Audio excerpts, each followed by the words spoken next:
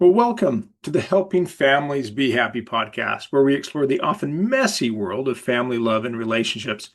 I'm your host for this podcast, Christopher Robbins, the co-founder of Familias, husband, father of 9, author, fly fisherman, backpacker, and aspirational musician based in the Central Valley of beautiful California. We hope to bring you nourishing, real-life information about love, family relationships, and life. Now, we welcome today's guest, Kimberly Jermaine Collins. Now, Kimberly is a painter, teacher, an architectural color designer, and new author whose work explores coastal environments, weather phenomena, and the application of color principles for health and well-being in architecture. Kimberly's book, Nature of Color, Your Field Guide for Exploring Color in the Natural World, published by Familias, will be available September 2025, wherever books are sold. As an author, educator, Kimberly shares what she observes in nature with students of all ages through the development of color programming, workshops, presentation, and with the new hands-on field guide, Nature of Color, Kimberly offers a fresh, fun, simple approach to color theory, blending artistic and scientific exploration with the beauty of our natural world. This is a book for anyone involved in the world of color: architects, artists, designers, fashion, anyone. Today, we're discussing color and how nature can instruct us about color. The information shared aligns with the Familias habits, learn together and play together. You can learn more about the Familias 10 Habits of Happy Families by going to the Habit Hub blog on familias.com. And for the video, please go to the Familias YouTube channel. Now, we're thrilled to have you, Kim. Thank you for joining us today. Oh, thank you for having me. You bet. Now, we're talking about color. I've always wondered when I look, particularly when I think about the Impressionist painters, is if and how radical their work was, is if we all see color the same way. It's a good question that a lot of people ask because it's hard to compare. How do you compare what you're seeing with someone else? It's very abstract. But generally, our physiology is the same. So the operations that are required by our body to see color is the same.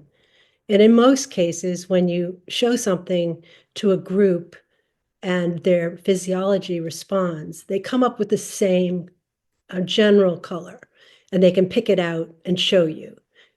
Those that have color blindness don't.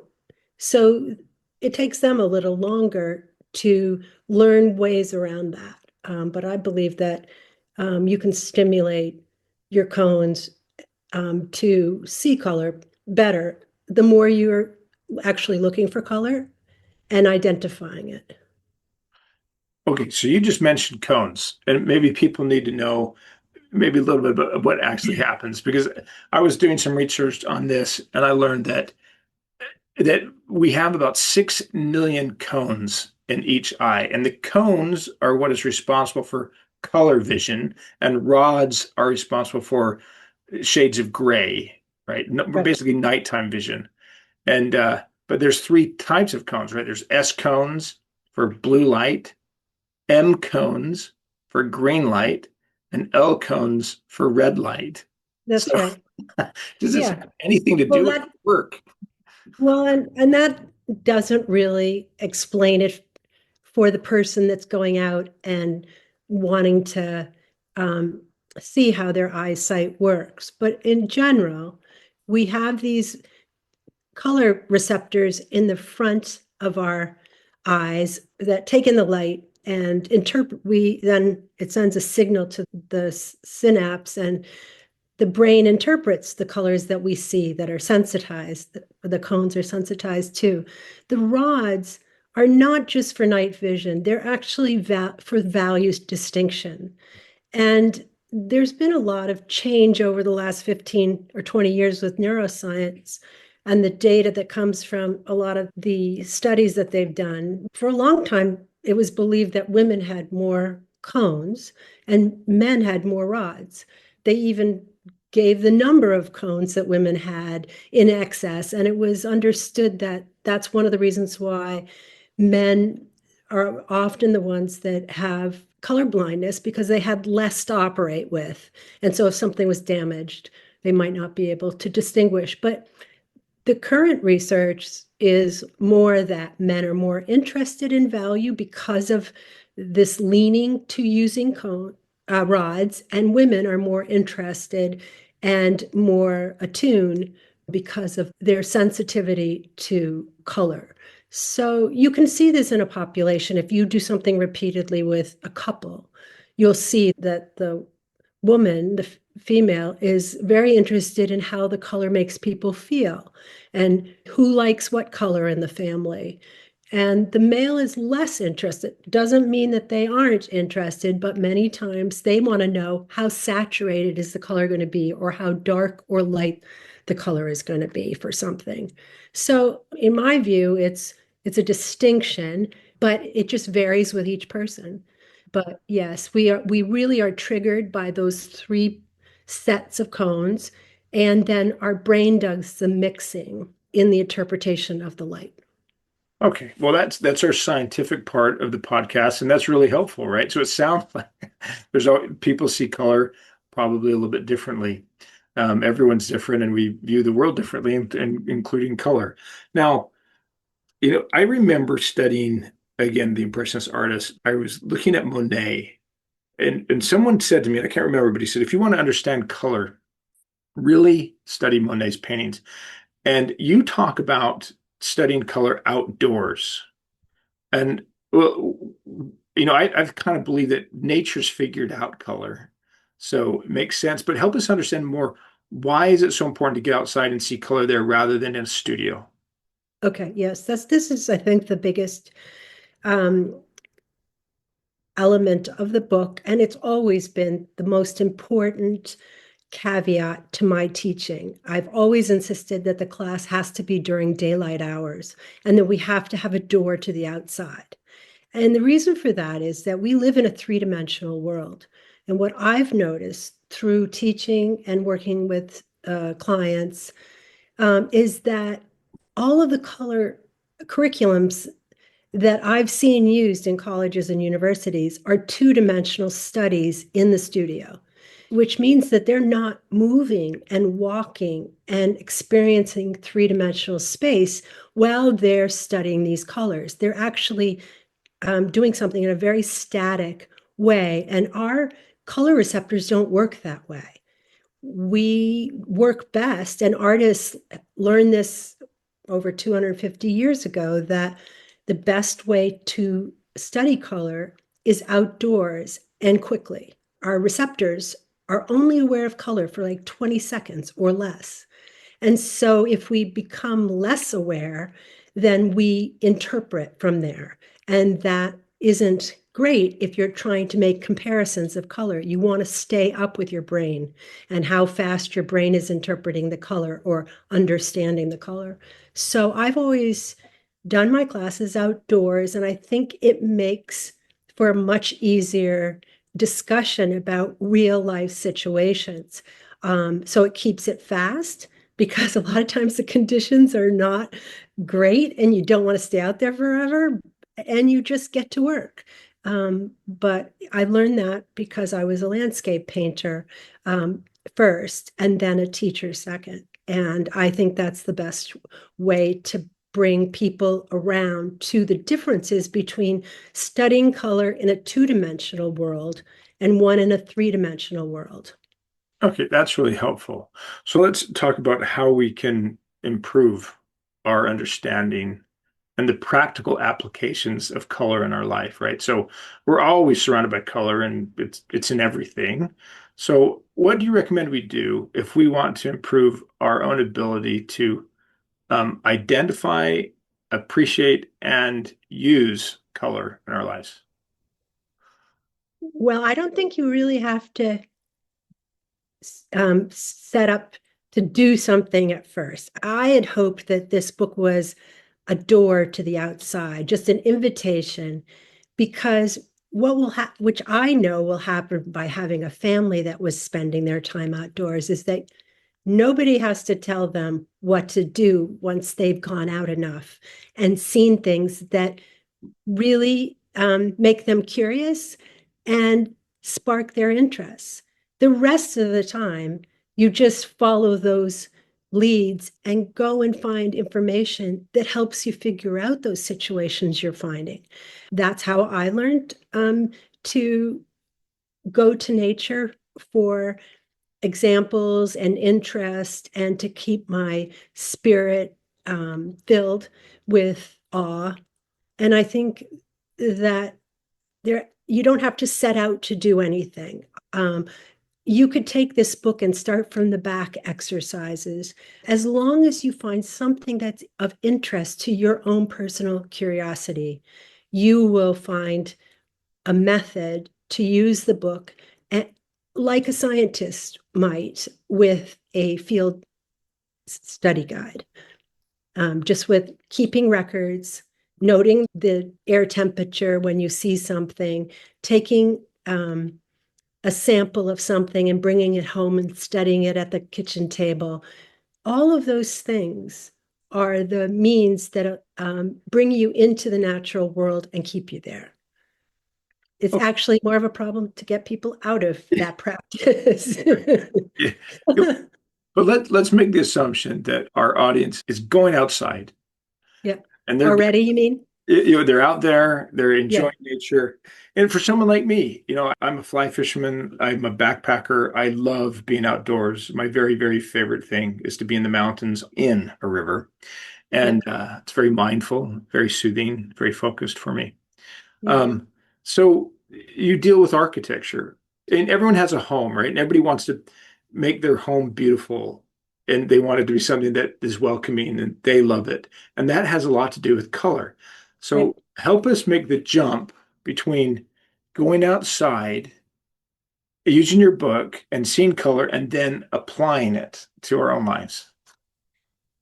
Okay, so one of the best examples, I think, in the book is using a sundial and identifying the way your house receives light. So that if you understand your house well, because you're in it all the time and you have certain activities in different rooms and ways you want to feel in different rooms, when you understand that and you go outside, there are things outside that you can see that you could bring in to augment that space in the same way nature has illuminated it for you outdoors.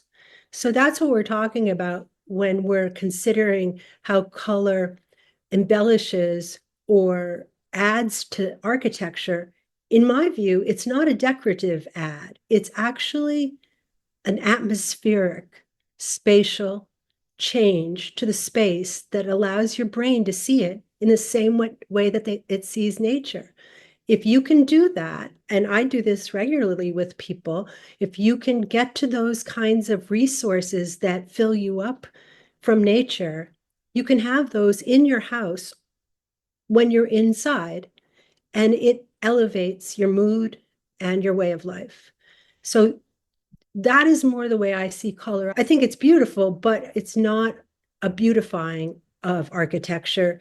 It's actually making the architecture read in the same way that the outdoors reads, so that you can be living in your habitat at all times and living with the comfort of what you find appealing. Okay, that really helps me. That makes a lot of sense. Let's basically say, let's bring the world into our own homes and make it. Right. There's a name for that was coined about 40 years ago, called biophilia. It was about bringing biology and what nature offers us into architecture, but it wasn't very popular. It wasn't used all that much. It's become more popular. People recognize that it changes people's physiology. Your blood pressure will stay lower if you're in a circumstance that makes you feel well in nature. Okay, that's wonderful, and really, I think will help us, our audience, have a better understanding of why to get out in nature and how to apply it in their own living, and really why it matters. So thank Yeah. you. And we can find this and help us through your book, Nature of Color. Okay, we're a family-oriented company, and we always publish for families, no matter what kind of family you have. But some of our families have little children. So can all ages appreciate color if they're out there, and how do we help the little ones? Well, they're already doing it. I mean, there's been Maybe they many. should help us. Yes, they will help you because they see things, they see under things, they see around things, they see things at a different level. Just like the nap of a rug is seen as a lighter version on one end, and if you get to the other side of the rug, because of the way the weft is being seen, it looks like a different color from the opposite side. That happens all throughout nature, and children can be at the right height for that and see things. Just like dogs are colorblind, but they can actually show you things in nature that you wouldn't have picked up on because of their keen sense of smell and their curiosity. They'll go off the trail and find things that you would not necessarily find. So I always believe in going with all different age groups and animals and just enjoying the space. You will discover things. It's a guarantee. You're not going to come home empty-handed. And the more you go, the more you're in tune with what there is. And each year that you see a lady slipper, we're seeing lady slippers right now in the woods, and the years that aren't so hospitable to lady slippers because you don't see as many, but you always are triggered right before June to be on the lookout. So those things will evolve.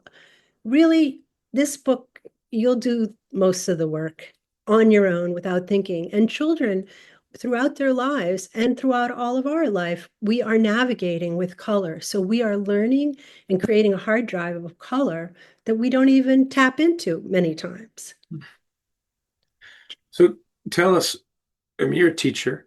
You're trying to help people understand color and get outdoors and just experience the world around them. What's your very favorite thing to teach about color?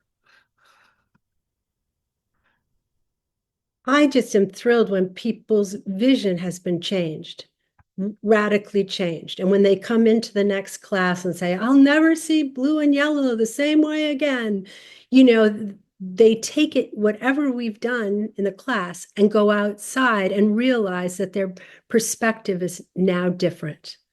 That to me is priceless, because we often have biases and we often have incorrect notions that get tested outdoors. And landscape painters have to be on guard for that. They have to work like a scientist in the way that they have to plan to keep their biases at bay and be open to what's happening and be working at the speed of it happening. And that's a really tall order. But if you can show the average person that they also are in connection with their landscape, many of them don't believe it. I'll do something that I suggest students do on their drive home at night, and they say, well, we won't see anything. As if it's so dark. I said, well, why would you drive if you thought you couldn't see anything at night? That would be kind of dangerous. You're just seeing in a different lighting. But I want you to look for certain things. And then all of a sudden, their day opens up because now nighttime has color to them as well. So a lot of the things that we've been told, like night's black, night isn't black. I mean, unless you're in a cave or in a coal mine. A lot of those biases keep us from being open, and sometimes our own fears of going out at night keep us away from being open. So I hope this book just tells you, if you just get out there, you're going to learn things that are just stunning, and they can change your life because they can help you live better by making choices about color that are better for your life. Well, thank you so much for being with us today, Kim. What you've had to share has been fascinating and really helpful. I think everyone can benefit from the nature of color, and your book coming available this September and available for pre-order. So where can our guests find you online? So I have a website that is my sort of catch-all website for my paintings and my architectural work and presentations, and it's called KimberlyCollinsJermain.com. So it's spelled out, and Jermaine is with a J. So that's how they can Okay, find out. great. Well, as we conclude today's podcast, I'd like to thank Familias for its support in bringing the podcast to your ears and your heart. And we'd be thrilled if you subscribed to the podcast and left us a review. And when you're ready for that next amazing book adventure, we'd be honored if you chose a book from Familias. One nature hike at a time, one color at a time, we can make the world a happier place.